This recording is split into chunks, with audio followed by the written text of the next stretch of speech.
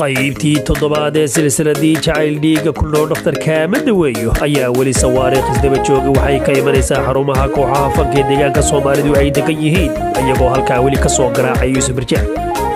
qof intuu dhay macaan dhiilka kuugu shubay dhexda qaba ku yidhi aynu wada dhanne war sideed dhaawac iyo dhibta ugu hurtaa erayadaasi dhaanta ay ka mid yihiin ayay xidigta kooxda Hormuud Saynab ay hawada u soo marisay Yuusuf Birjaac oo asagu weli dhufayskii gantaalkii u horayuu ka soo tuuray ku sugan erayadu waa abwaan mahashe xasan laxanku waa Bashiir Wadani musigu waa hayno heesha ku hay silsilada